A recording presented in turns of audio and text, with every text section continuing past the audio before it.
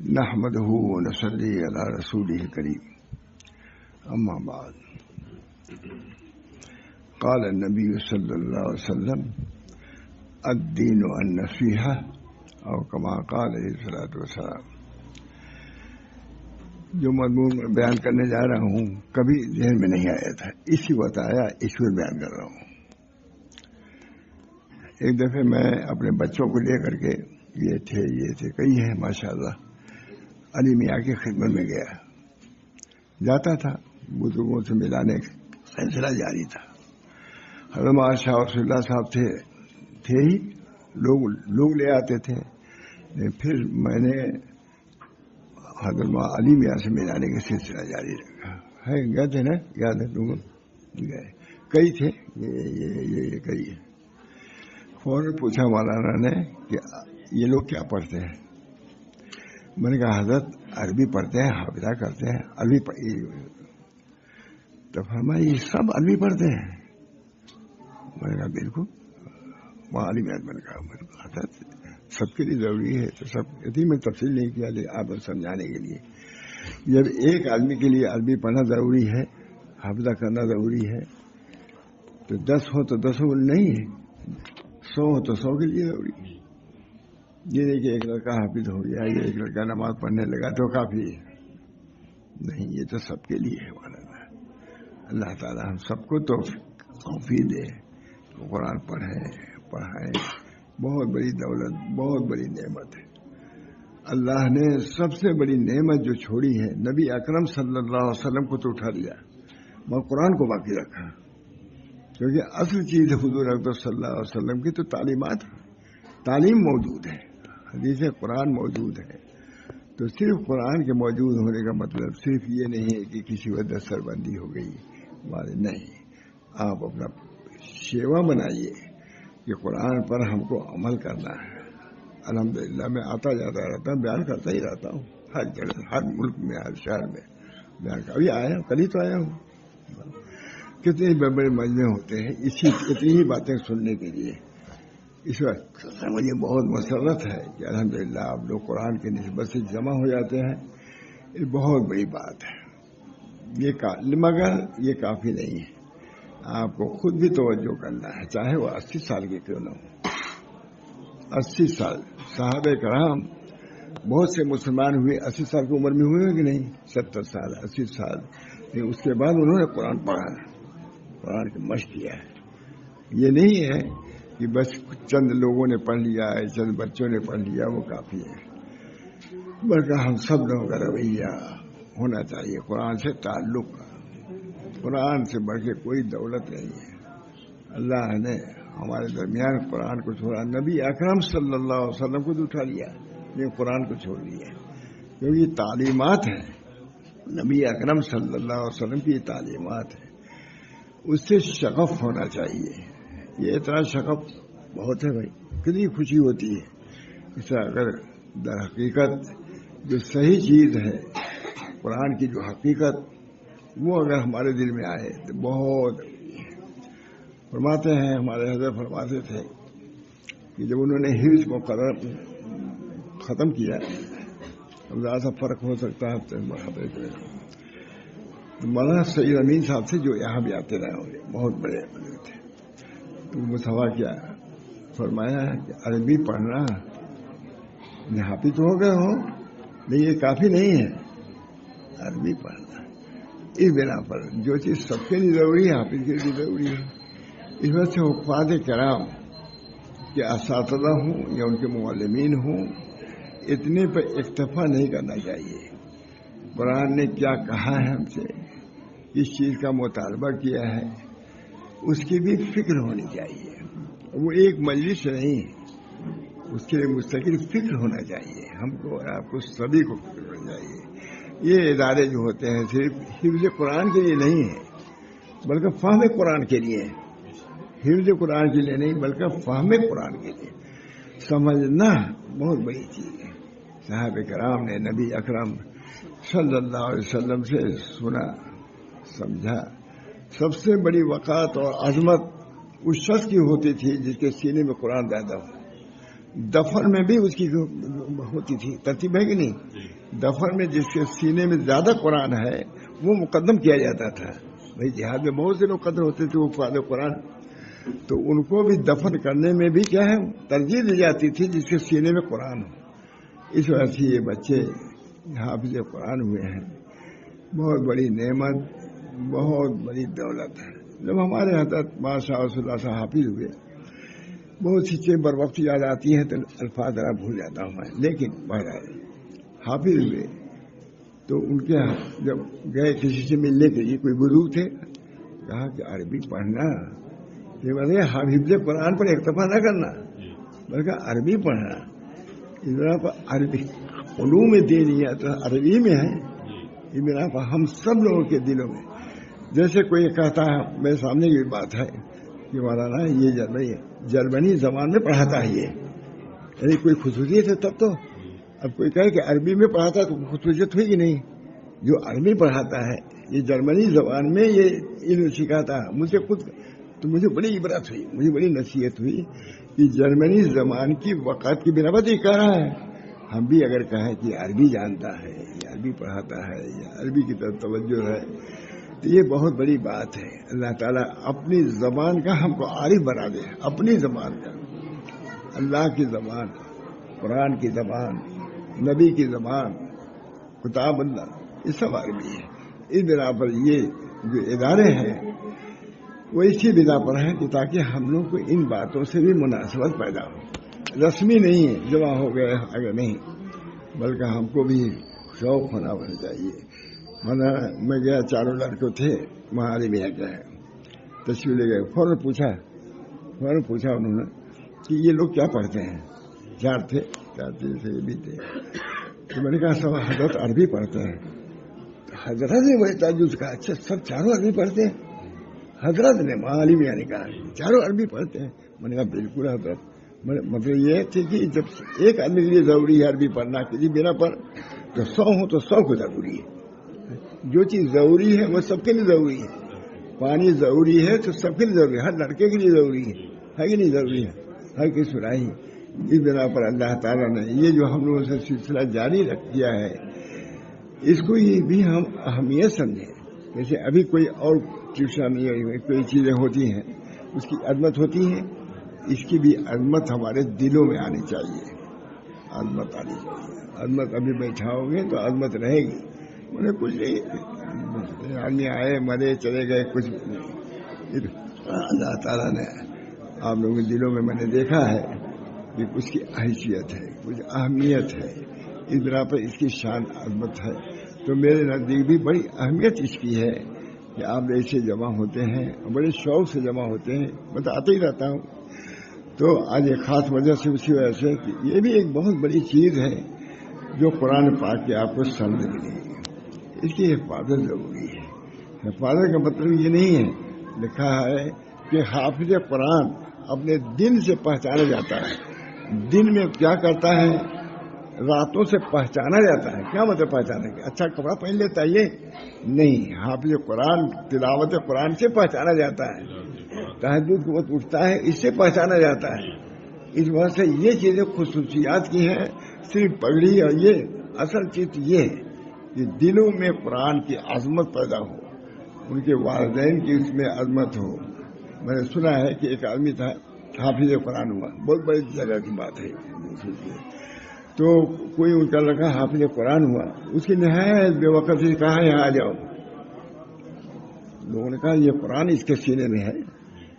कुर्सी रखी हुई थी, अफ्रीका की बात है, कुर्सी रखी, किसी की हिम्मत नहीं कोई पर बैठ सके। बस हाफिज कुरान उठा, उसने कहा कि लड़के आओ यहाँ बैठो। वो तमाम सदर बिना होगा वो आकर बैठ गए सामने कुर्सी पर। ये अजमत, कुरान की अजमत, कुरान अजीम कहा जाता है। उसके सामने किसी की वक़्त नहीं, कुरान के सामने। इस बना पर जिनके दिलों में कुरान है उनको तो अजीम समझना ही चाहिए कि अल्लाह ताला ने हमको अजीम दौलत अता फरमाई है। और लोगों को भी समझना चाहिए कि अजीम चीज़ है और कम नहीं समझना चाहिए। हाफिज कुरान बहुत बड़ी बात। जब हमारे हजरत हाफिज कुरान हुए तो अपने उस्ताद के यहाँ गए मिलने के लिए। تو فرمایا کہ یہ لڑکیاں اسی پہ اکتفا نہ کرنا، عربی پڑھنا، یعنی عالم ہونا. یہ حضرت سے خود ہم نے سنا ہے کہ عالم ہوئے کہ نہیں. حضرت دیوبند گئے، حافظ قرآن میں کتنا کام ہو رہا ہے، انہیں کی برکت ہی سب. یہاں بھی آئے ہیں وہ، یہاں بھی ہم لوگ انہیں کی پروردہ ہیں. ہم کچھ نہیں سمجھتے دوسری چیزوں کی. میں گیا، چاروں لڑکے تھے میرے وہاں. عالم یہاں کہہ گیا یہ بھی تھے، یہ تھے اور بھی تھے. یہ لوگ کیا پڑھتے ہیں؟ عربی. مولانا نے پوچھا، عربی پڑھتے ہیں. اچھا سب عربی پڑھتے ہیں؟ میں کہا جی ہاں. جب ایک کے لیے ضروری ہے تو 100 کے لیے ضروری ہے. جو چیز ایک کے لیے ضروری ہے آخرت کے لیے تو وہ 100 کے لیے ضروری ہے. اس بنا پر میں خاص بات یہ عرض کرتا ہوں. ابھی ذہن میں بات آ گئی ہے کہ صرف یہ نہیں کہ ایک کو حافظ بنا دیا یا قائم کر دیا، نہیں، بلکہ دل میں عظمت پیدا کیجیے. کوئی پڑھنے لکھنے سے کوئی روکتا نہیں کوئی، لیکن قرآن کی عظمت دل میں ہونی چاہیے. اپنے لڑکوں کے دلوں میں قرآن کی عظمت کو بیٹھانا چاہیے اور ان کو اتنی تعلیم دینی چاہیے تاکہ وہ تلاوت کر سکے. حافظ ہو جائے بہت بڑی بات ہے. یہ تلاوت کرنے کی اہمیت اور عظمت کو برقرار رکھنے کے لیے خود بھی تلاوت کرنا چاہیے. لوگوں کو تلاوت، رمضان شریف آ رہا ہے، عورتوں کو مردوں کو قرآن پاک کی تلاوت کی طرف خاص توجہ کرنی چاہیے. کیونکہ قرآن جو ہے کیا ہے، وہ ہے کہ قرآن نازل ہوا ہے رمضان میں، تو اسی بنا پر سب سے بڑا وظیفہ یہی ہے کہ رمضان شریف میں قرآن کو پڑھا جائے. اس بنا پر اللہ تعالیٰ ہم لوگوں کے ذریعے سے یہ چیزیں بہت جہاں جاتا ہوں میں بات نہیں، کل ہی پرسوں آیا ہوں، یہی سب کام کر کے تو آیا ہوں، یہی کرتے ہی رہتا ہوں الحمدللہ. اس کی وجہ سے عظمت موقع ہے کہ مولانا قرآن کے متعلق بیان کریں گے. قرآن کے بہرحال یہ ہم سب لوگوں کا وظیفہ ہے، خالی میرا اور آپ کا نہیں بلکہ سب کے لیے ہے کہ اللہ نے قرآن ہمارے دلوں میں رکھا ہے. اس سے بڑھ کر کے کوئی چیز نہیں. جن کے دلوں میں ہے وہ تو بہت ہی خوش نصیب ہے، بہت ہی خوش نصیب ہے.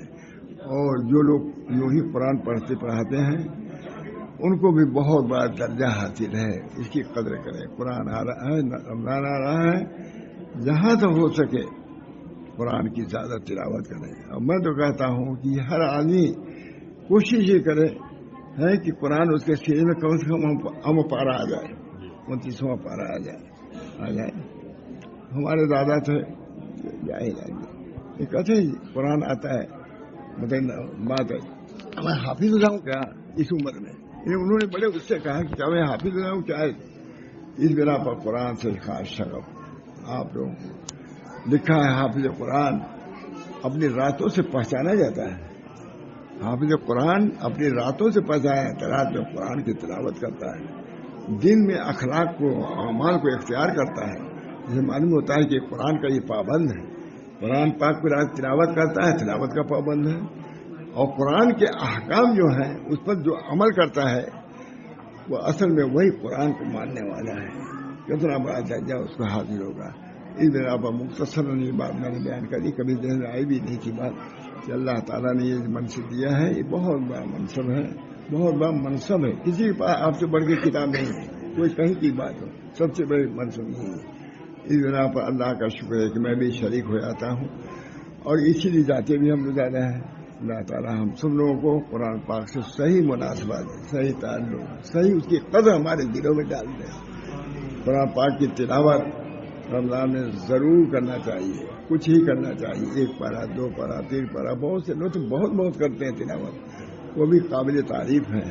ہم لوگ کو بھی اللہ توفیق دے، مزید توفیق دے کہ قرآن کی قدر کریں، اپنے بچوں کو پڑھائیں.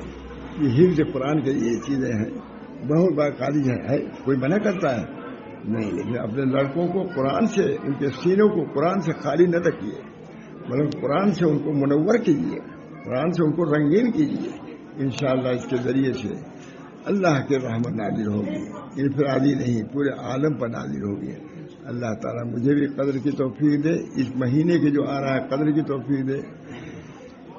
اللہ تعالیٰ نے قرآن پاک جو ہمارے دلوں میں چھوڑا ہے، ہمارے ماحول میں گھروں میں چھوڑا ہے، اس کی بھی قدر کی توفیق دے. اللہ تعالیٰ مجھے بھی ہر قسم کی عافیت عطا فرمائے. اس میں ذہن میں یہ بات آئی، کبھی نہیں آئی تھی اس طرح، اس میں نے بیان کر دیا، اپنے لیے بیان کر دیا. ان لوگوں کے لیے بیان کر دیا ہے تاکہ قرآن کی قدر کریں. ہماری سب عزت قرآن سے ہے، قرآن کی عزت سے ہی ہماری عزت ہے. اس بنا پر ہم قرآن کی قدر کریں گے، اللہ تعالیٰ لوگوں کے دلوں میں ہماری قدر کو ڈالیں گے. یہ قرآن والے ہیں، حافظ قرآن ہے.